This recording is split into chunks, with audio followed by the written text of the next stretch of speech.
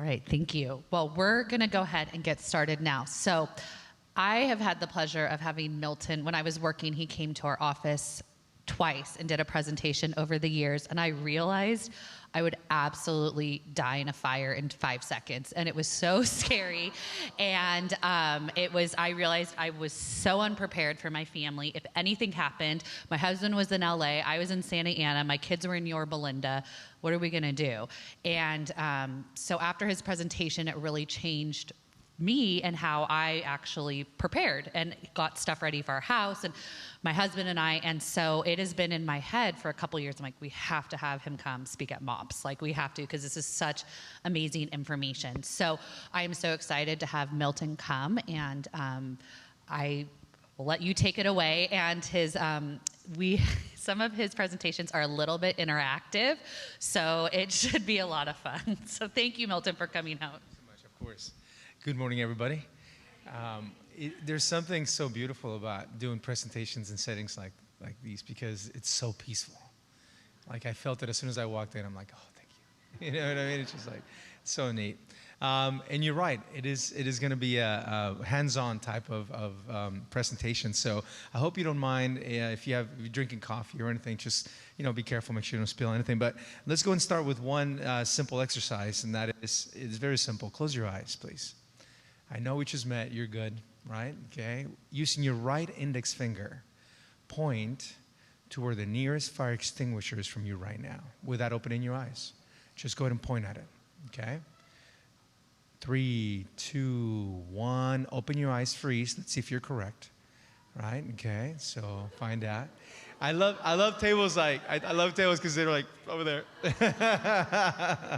Right? Yeah. So if you notice, I brought some right here. I have some on the table, right? In case several here. But the question is, who knows what type of fires can you fight with this one's right here? Yes.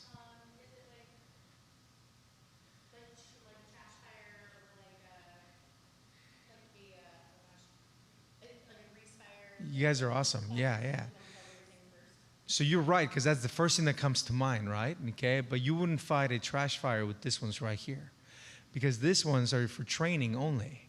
And, right, okay, yeah, and they're only for classes B and C. So you're right in a way for grease fires, class B in this case, right? Okay, so flammable liquids. And C, electrical. We'll talk about that in just a second. Right? Okay, but I wouldn't fight a Class A fire with those. That's not the purpose. Does that make sense? Okay? So close your eyes once again, please. We're going to play a game. We'll start by doing what I called a have fun game. All right? I'm going to go ahead and walk around. And if we can turn the lights off, that would be great, please. I'm going to come around and I'm going to tap you on the shoulder. Once I do so, let me go ahead and wait for one of your peers to come over and join us. That's fine. Take your time. Awesome. With your eyes closed, very slow, right? Okay, I want you guys to go ahead and find the nearest exit to you and open the door, and let's see where it takes you to, right? Okay, here we go. With your eyes closed. Only if I tap you on the shoulder. Keep one of your hands in front of your face at all times, the other one in front of your hips to protect your hips and your face. There's already a collision already over there. Slow down.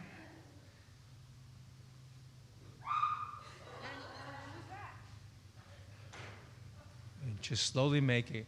Get a little low. Once you get to the doors, be safe. Watch your fingers.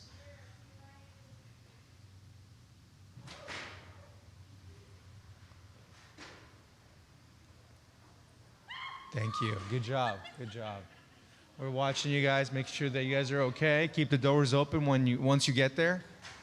Keep the doors open once you're there. Good. Oh. Watch your fingers. You almost have your fingers crossed. Yeah, that's the whole process. Great job. Nice and slow. Thank you. Oh, that's great. Almost there. Almost there.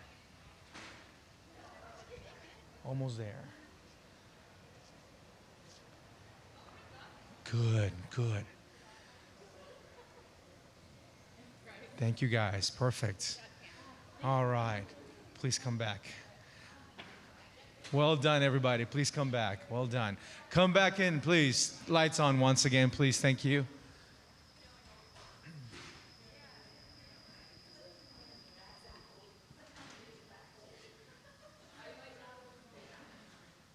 I think we ended up with at least half of you hurt or injured.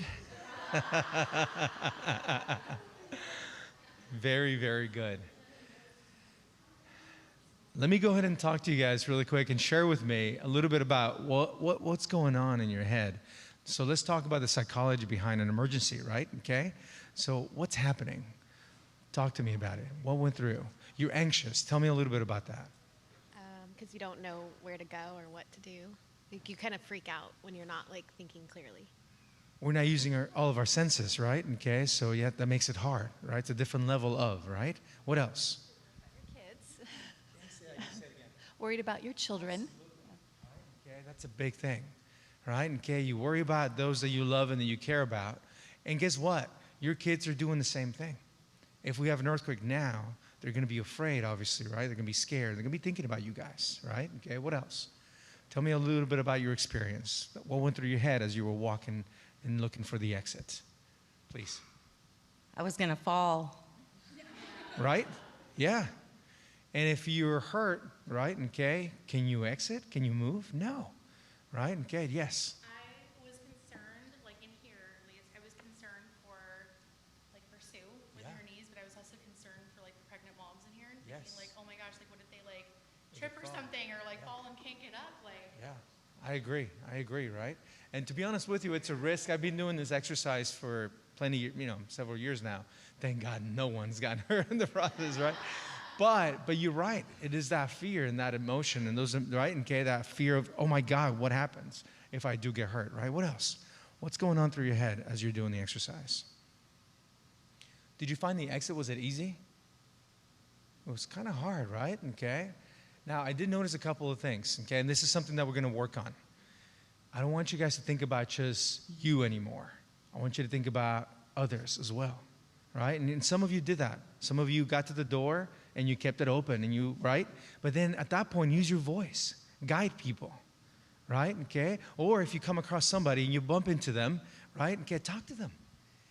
Nobody did that. There was just maybe a couple of, excuse me, pardon me, right? Okay, does that make sense?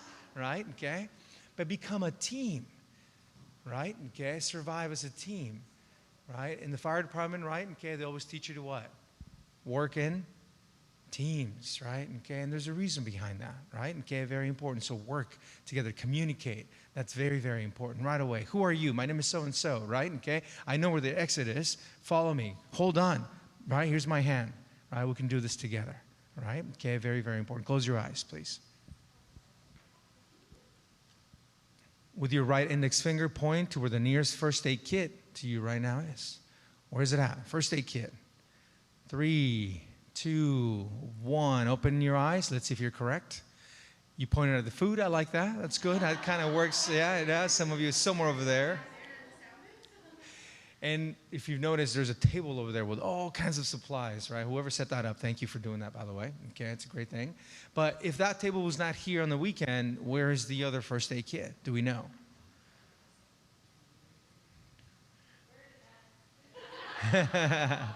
In the closet. There we go. Okay, perfect, right? And again, let me ask you a question really quick. If I was not here, right, with those extinguishers, where is the nearest one to you from here? Yes, well done. Very good. It's also near the closet on the right. So if you were to exit right, on the right side, it will be on your left as soon as you come out. So do me a favor. I need a volunteer since you already know. Do you mind? Do you mind? Go get it for us if you don't mind. Let's go ahead and, yes, please. Right outside. Yeah, you can just get it. No alarm on that. I checked already just to be sure.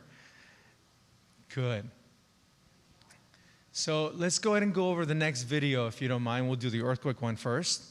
And then I'll tell you a little story afterwards. Here we go. Much more similar to the Mexican fleet idea. At 5:04 p.m., Latin American Studies 1 was underway at UC Santa Cruz. And they have a candidate who's very strong and is fighting with us for second place.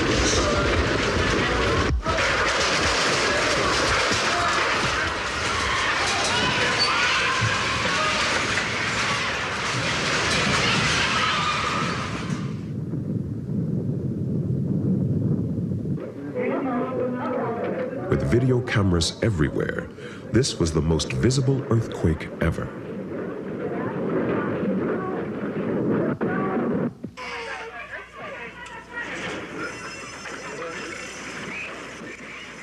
So the Oakland A's take. Hey, what, we're having an earthquake.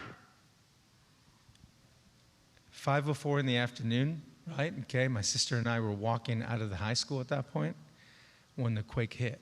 Literally, we walked down the stairs and the first, right, collapsed. The ground literally dropped about a foot from us, underneath us. Right? First time. My sister's on the ground, I'm on the ground, right? Okay, I get up really quickly, right? Okay, and the reason why is just instinct, right? Okay, just immediately.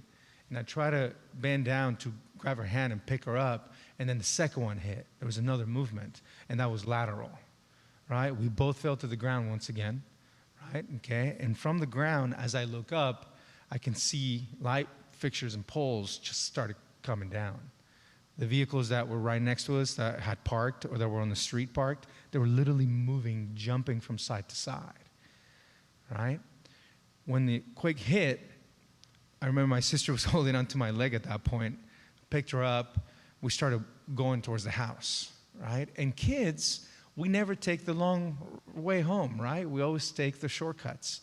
So I remember walking, right, and jumping over little fences and stuff like that. Meanwhile, my dad, my mom, and my other sister were in the house when the quake hit. My mom was cooking because of the time, right? Okay, they were getting ready to watch the baseball game. Remember that? Or World Series. And when my sister and I got home, and as we were running, literally, right, walking and running, we couldn't find the house.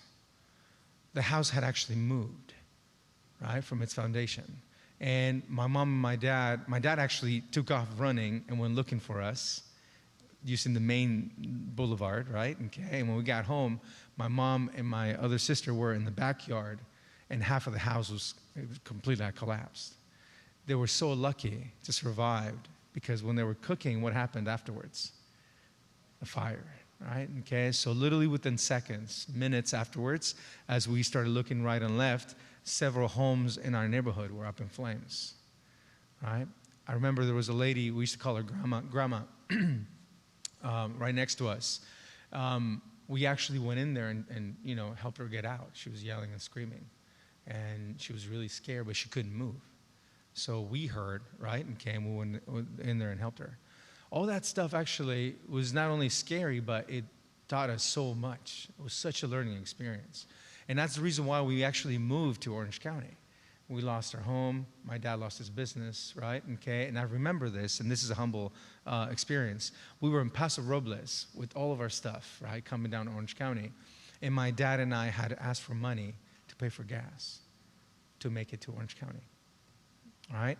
A huge lesson, right? Was it the first one? No, unfortunately not. We were also in the 1985 Mexico City quake. Right, okay, there as a child in a 12-story building. I'll tell you that story later on. Right, okay, but you learn so much and you try to apply certain knowledge as a kid, right, okay, and you carry that on. And something that I learned, right, okay, as a very young child is it doesn't matter where you are, right, okay, the strength comes what? Within, right? Obviously your faith is a major part of it, right, okay, but it's got to be here, so it's okay. You can survive without a house. It's you. You are the house. Does that make sense? Right? Okay, you can survive without that vehicle. It's okay. You have legs, or you can move, or you can try your best. Does that make sense? Right? So it doesn't matter where you are. Right? Know that we can survive as long as you what? You try your best. So key number one in an emergency situation is just survive. Make it. Make it through. Does that make sense? So if we have an earthquake right now, what is the first thing you need to do? Get under the table. Protect your head and your eyes and your back and your spine and your knees. Does that make sense, right? Become a small target. So identify it right now. Look up. Can anything fall? Of course, right? You're inside of a building. Absolutely, right? Many people have asked me for several years, hey, where's the best place to be? Well, as long as you're out of the way, you're probably it. Does that make sense? I can't tell you. I'm not God, right? Okay, does that make sense, right? So I don't want to play that game. But the only thing that I've learned that I know is what? Find pockets of space, protect your head, your back, your neck, your eyes, and become a small target. right? Grab your kids, train them, right? Okay, let them know, practice with them, right? Okay, and then of course, once you do so, then try to work your way out. So here it is, right? So right now, what I want you guys to do, if you can, go ahead and get under the table. Go for it. Just test it. Go ahead and get under the table if you can. If you cannot, that's okay, right? Okay. Place your hands over your back, the back of your head, the back of your neck. Become a small target if you cannot. Just go ahead and place your hands on the back of your head, the back of your neck. Perfect, just like that. So your elbows, right, your arms are going to protect you, right? So go ahead and do this. Just go ahead and follow me. Just go do this, yep. And then lean towards the table and try to hold on to it, right? Perfect. Things are going to move, obviously, right? So hold on to the table. That's it, okay? Protect your head, protect the back of your neck. That's good. That's good, just like this, right? Perfect. Just protect the back of your neck and your head. That's it. Perfect, right? Become a small target. Does that make sense? Once the shake stops, check your body. Head, toes, elbows, right? Arm, eyes, slowly come out. And then ask your friends, are you okay? Are you okay? Go ahead and come out, right? Come out. Look above you, look up, right? Look up and down, right? Acknowledge your surroundings at all times, right? Perfect. And then check your friends. Are you okay? Ask them, are you okay? Are you all right? Right? Very important. Now we follow our plan. So what is the plan? What's next? Okay, so we're going to go ahead and exit the building. Once outside, what's next? I have a strong feeling you're going to be on your phones, right? More than likely, right? Right? Okay. So what are you checking for on your phones? What do you think? What's a good idea? Your family, right? More than likely, right? Okay. So family members, right? Okay. And of course your kids, right? Okay. So right now, are your children all near here? Actually, at the premises? They're here. Yeah. All of you? No. So where's your kid right now? At home. You're Belinda? Anaheim Hills. Okay, so good. So in this case, right, if you can make it home, perfect. If you cannot make it home, what's their plan? What's your plan? And you don't have to answer that, right? Yeah. That's a great question, right? Exactly. And that's usually what happens. Like my dad, right? He went to the school. Guess what he found? Nothing, right? Okay, he went around. Right? He went into the classrooms, dangerous, right? Did you remember that scene with the gym, right? Okay, he went to that gym looking for us, right? Okay, so absolutely, right? He was just afraid. He was scared. He thought, oh my God, I'm going to lose my kids, right? Okay, so you have to pre-plan. So contact your school, right? Okay, and ask them, what is your emergency plan for earthquakes? What is your emergency plan for and I hate to tell you this, but it's the truth, mass shootings, right, okay? And what is your, right, okay, you plan for fires. What is it, right? Okay, I would like to see it, know about it, so that I can plan accordingly for my family and my home. Does that make sense? Okay? I've done this for many, many years. I have to tell you that after 9/11, something that was really painful to see and watch, obviously, right? But after 9/11, it actually forced, under the 9/11 Commission report, by the way, it states very clearly that every agency should have an emergency plan in place, mandated, right? Okay? So what happened in a lot of schools, what they did, in a lot of school districts, they put together some emergency plans, right? Which is great, but they were not complete because there wasn't a lot of people that knew about it. Let me just put it that way. Right? Okay, so those that knew about them went through FEMA or went through us or other agencies to gather information, right? But most of the people that were in charge of doing that job were the vice principals or a teacher that knew so-and-so or someone that had a husband or a wife in the fire department or a PD. We were just all trying to find answers, right? So I've been to several schools where I've opened their emergency plan and I'm like, this happened to me with my daughter, right? I went to her, in this case, high school, right? I opened it up and it said there, meet, right, okay, at TLC, right? And I was like, TLC? I'm like, TLC, because that's a child care program when she was a little kid at her elementary school. So what they did is they borrowed the one from the elementary school, made copies, and just had it available at the high school. You can't do that. Does that make sense, right? Okay, so make sure that it applies to that school, that it applies to that workplace, that it applies to that church, so far and so on. So find out. It's going to take a little bit of work. This is not easy, right? But once you have that in place, then it's going to give you a better idea of what you're going to do, right? What's your plan of action? Another thing that I strongly recommend too is at home, check your insurance records, right? What we learned is that after the house collapsed, and a lot of issues came up, the insurance records were not clear, right? And after we asked and made some phone calls and asked and made some phone calls and asked and made some phone calls, it was hard to get answers, right? Okay, so do a little bit of work with that, okay? Just know that you have your insurance, that it covers the right, okay, type of emergency, okay? Very important. I have homework for you guys also, right? Okay, so I have this. It's a home escape plan. And please, if you don't mind, just take this, and on the back of it, we're going to take a couple of minutes and just draw your home right now. And we'll talk about the exits and the fire extinguishers and the smoke alarms, so far and so on. Can I bug you, please? Is that okay? And I'll take a few. I'll give it to them. Is that okay? Thank you very much. Yes. On the insurance too, is just because you have homeowners insurance and you think your coverage is enough, there's been such a change in expenses and stuff, and so making sure that you have adjusted for inflation and everything else in your insurance. Very, very true, right? And cost, obviously, right? It's a major thing, and then deductibles are another thing. So learning about that is definitely a key. Right now, I don't know if you saw in Florida, for example, what happened with the hurricane, right? Insurance companies were present, and they were trying to help people to make sure that we understood, right, and okay, what the process and procedures are. So, yeah, right on. Very, very good. So go ahead and take a pen, please. Take a minute, and let's go ahead and draw a floor plan of your home, including every room, every level, and then place a little circle where you know the smoke alarms are located. Perfect. Good. Yes. At what age should you start practicing? Yeah, this is a great question. At what age should we practice with the kiddos, right? Okay, so very good. To be honest with you, it all depends what type of information, okay? But with the little ones at about 5 years old, they'll understand what it means to exit a room, right? Okay, so I would take your smoke alarm, test it, and then take advantage there and say, okay, this is what we're going to do, right? Okay, so they understand. 4 or 5 years old, they can get the concepts. Mm-hmm.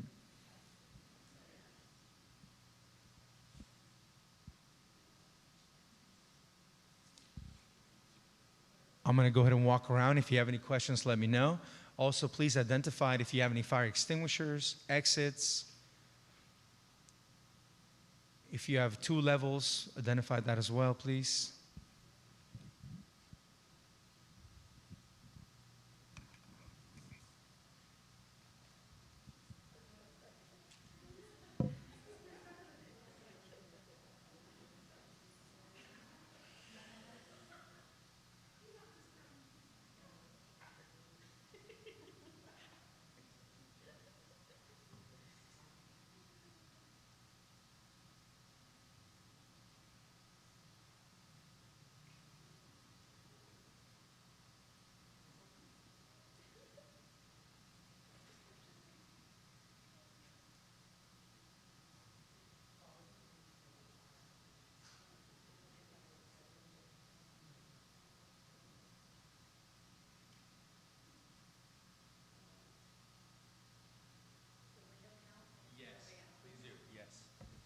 So try to see if you can identify at least 2 exits out of each room. And as we're doing this, let me ask you a couple of questions. Do you have anything above you that can fall and hurt you, either in your room, kids' rooms, right? Anything that can collapse and hurt them? A TV, perhaps, that's not mounted, ceiling fans, yes. Very good. Do you have anything that can block the exits? Right? Bookshelves. Major things that can, right, fall and block the exits.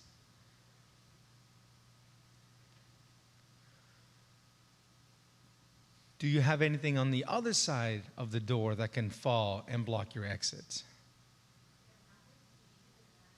That would if it's not secure and bolted properly. If it is, you'll be okay. Yes, that's a good point. If it's just on a stand, right, and it's not secured to the wall, that's, right, a concern as well. Bookshelves, right? Same concept. You don't have to, but if, which leads me to the next thing. Great timing. So now identified furniture or tables that are going to help you hide, right, and create those pockets of space that I was talking about earlier, right? Yeah, exactly, yes. As long as the coffee table is not glass, right, okay, then you'll have that void there.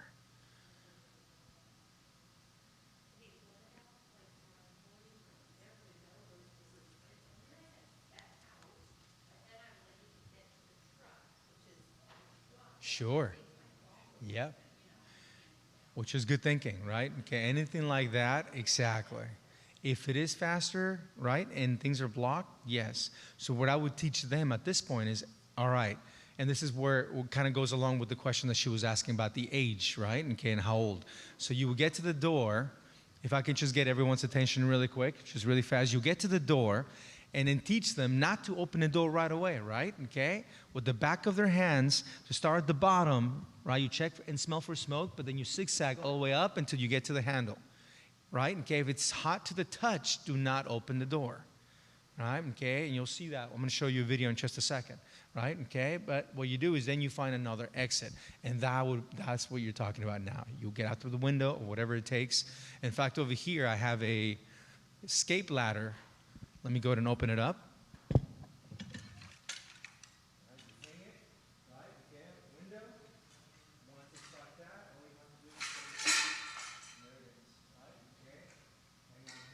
So I have one of these at home in my kids' room, right? And I actually taught them how to tie knots, right? And I have a rope there. So if this is not working or if they don't feel comfortable, they can tie it, right? They can tie it and get out. Or you can.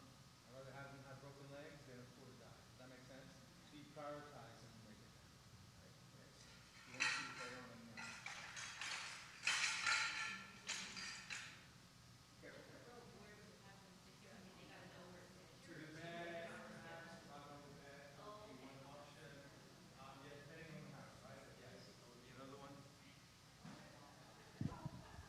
It all depends how heavy they are, right, and how big they are as well.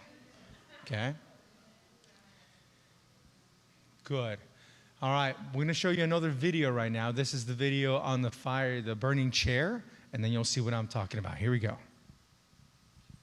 The first thing you need to understand is how fire really works and how rapidly it can spread. In most structure fires, an event called flashover occurs where smoke from the fire eventually bursts into flames, igniting everything beneath it. Let me show you how quickly this can happen if somebody had dropped a cigarette in this chair. Right now you can see the smoke coming up and the beginnings of flame. It's pumping out tremendous amounts of carbon monoxide, toxic fumes. The heat is beginning to build up.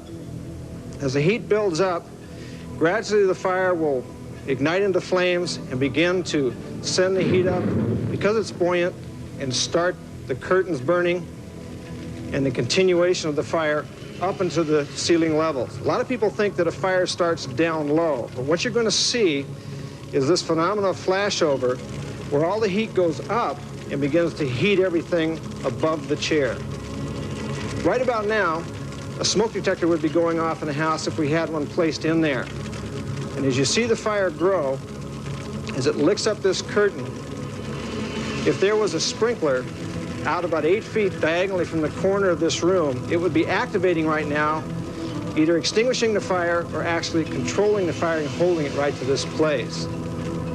Right now, the temperature of the ceiling is about 570 degrees. So as it continues to build, you begin to see the banking down of the smoke from the ceiling. The heat is getting much more intense. The room is beginning to heat up tremendously. In fact, as you see the curtains dropping down, the level of smoke and heat can get down to about head high in just a few seconds. and it could be anywhere from 800 to 1,000 degrees. Right now, at the floor level of the room, it's about 212 degrees. That's the boiling point of water. As you see this fire build, what's happening is it's changing the form of the chair into particles and putting it up into the room. Everything else, the plastics, the wood, all the combustible materials in the rooms are beginning to heat up. It's getting ready to create the phenomenon of flashover. As you see the heat building down and the smoke, in just a few seconds, you'll see the entire room burst into flame. Everything in there that's combustible.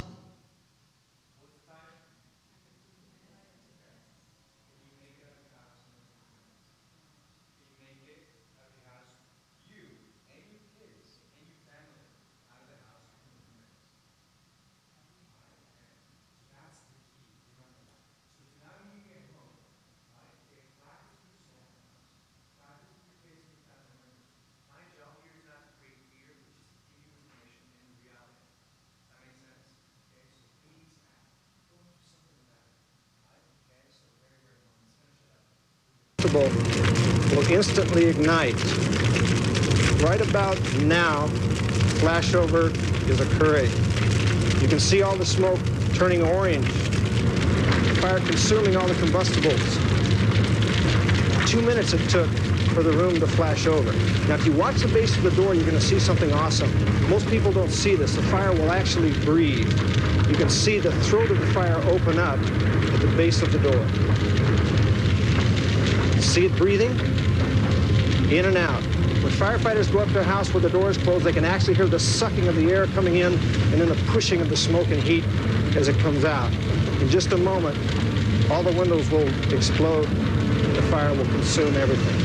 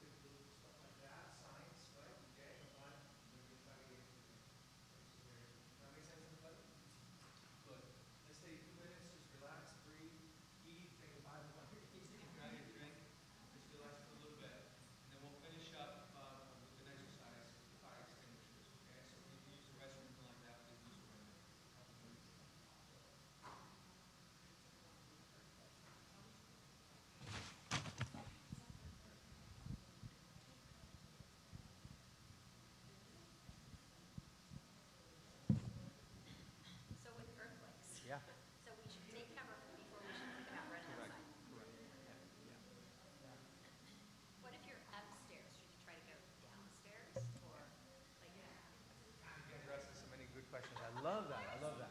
So stairs in a building, I might as well talk about it right now because it's great questions. So in a building, if the stairs are really heavy, very, very heavy, right? Okay, so if you are running down the stairs and the stairs collapse, more than likely you'll perish. It's very heavy, right? So it's just a lot of energy coming down. So it's better for you to stay still, find a place to hide, right? Hold on tight. And then once the shaking stops, right, okay, then go ahead and work your way out. Yeah. Running when the ground is moving is also very difficult. Things are falling. It just makes it hard. I was in Japan also when I experienced another quake in Sendai, and the buildings are moving, right? And so you can't even, there's no way you can walk or run or anything like that. It's just going to be hard.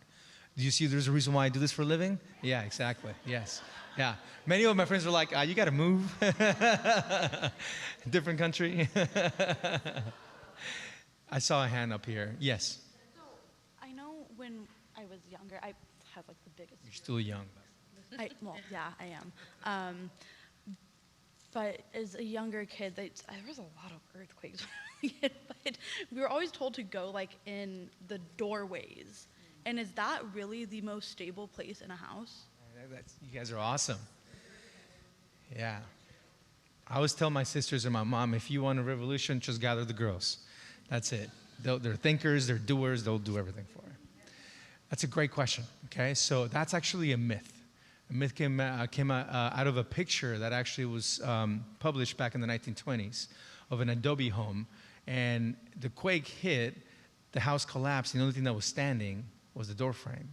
And that was the picture. And that picture made it obviously everywhere, right? And from that point on, everyone thought, oh yeah, that's the strongest.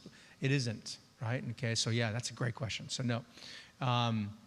They can collapse, the doors are heavy, right? If you have windows nearby, they can fall on top of you. Yeah, just hide, find a void, right? Okay, that's the best way.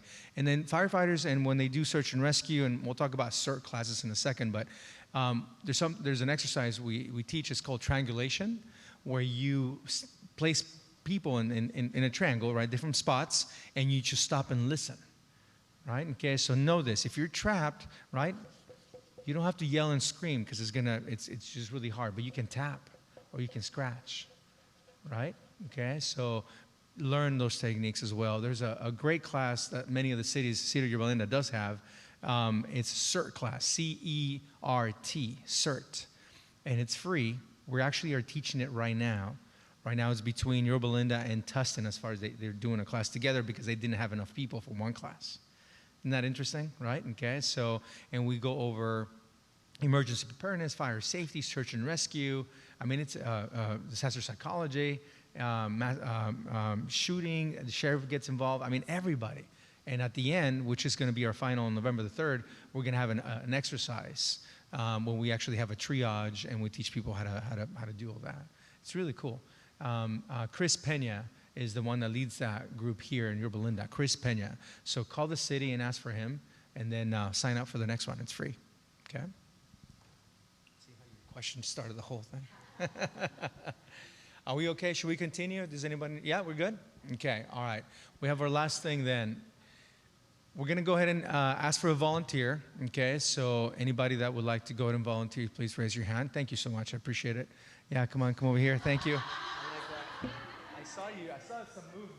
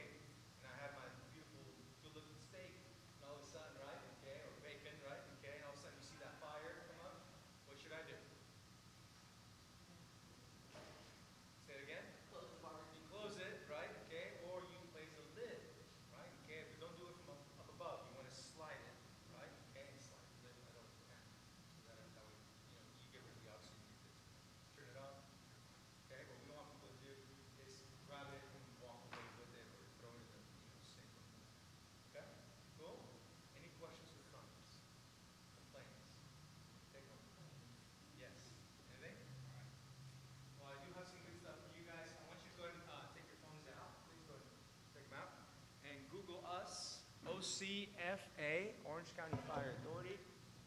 We want to thank you, obviously, for having us here. Right there, we have a lot of things. We just finished making a video for kids on how to escape out of buildings. It's called a home escape plan. We have a little mini fire truck that we actually use for that. Okay, so it's kind of neat. If you don't mind taking our website up there, if that's okay. And it's kind of neat. So watch that video, play it, your family and friends. And we also have a bunch of flyers there, lots of information, all free, obviously. So if you have any questions, our numbers are there, our website. So there it is, Kids Corner. You see the lower left where it says info? Do you mind clicking that arrow back? Sorry. You know where it says protective stuff and others? You see the arrows? That's it. Do that twice. One more time. There you go. On the lower left, you can click where it says info here. Ooh, nice. Yeah, right there. Please. Perfect. Click there. And then scroll down, please. There you go. So we have, yep, look today. All right. Okay, so water safety information for you guys. Scroll down a little more, please. Activities. So you were asking about how old, right? Okay, right? Encourage this behavior, it's a game. So for you guys, right? Okay, I thought you stood up reality. With them, think of me. How we play, how we enjoy this information, obviously, so you're not scared, afraid, and obviously, hopefully you're good. I have a couple things for you guys really quick. Hence, here, yours also, but if you don't mind, then that's fine.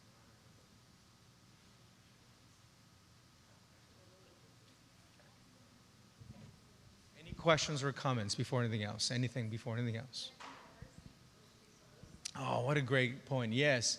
So we do have a program when you fall asleep, right? When you go to bed at night, close the doors. In fact, before I leave my home, I'm always closing the doors. And any electrical power really lines, I turn them off. So anything that I'm not using, I just turn it off. Okay, so minimizing the risks, obviously, right, in case of a fire. So before you go to sleep, yes, please close your doors. You should have smoke alarms, working smoke alarms in each room in the hallway, right? And carbon monoxide alarms also in each level of your home. Very, very important as well. Yes. And don't.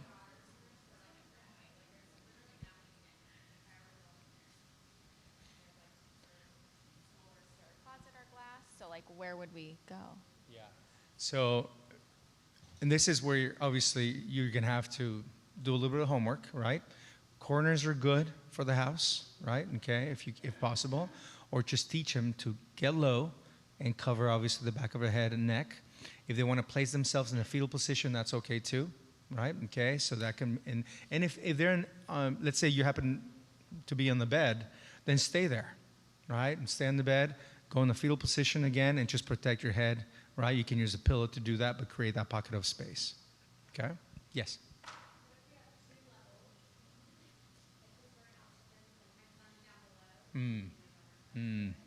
Yeah.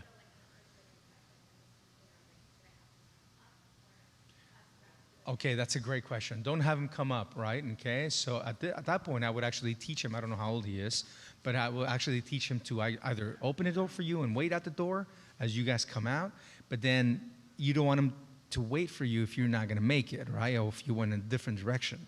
So as long as it's, and that's why we encourage always, if you can exit or have him teach him, and then place or have a place outside of the house where you guys know you're going to meet no matter what, a meeting spot, exactly. So that's why those things are so important. But practice with them and let them know and find out, because it's going to be based also on how comfortable he or she feels about going outside. Because we try to teach them not to do that, right? Okay, we always do that. Don't go outside.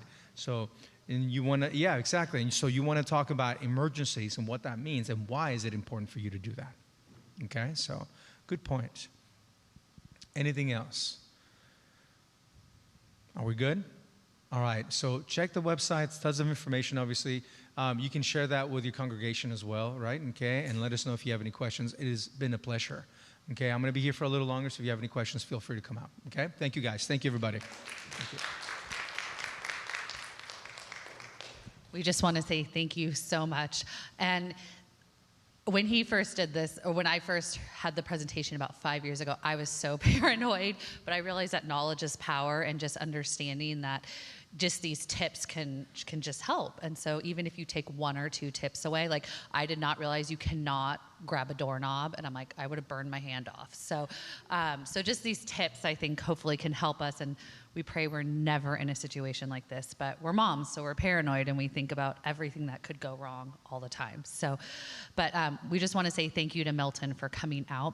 So we actually have a very simple first aid kit for you ladies to make. Back on that table you'll see over there. And so this is just a start where you can customize these for yourself, but we just did the very basics. So you have a little pouch, everyone gets 1 tweezers that could be used for bee stings or your eyebrows. I mean, I keep one in my car. And there's some Band-Aids, there is little Neosporins, there's also little hand sanitizers.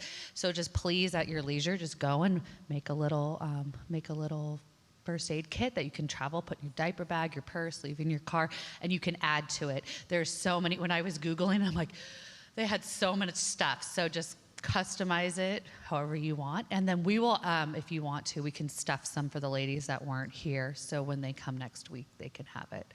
But enjoy the rest of MOPS, and we'll be ending in about 20 minutes. And Milton's back here too with any questions. All right, ladies, see you in a bit.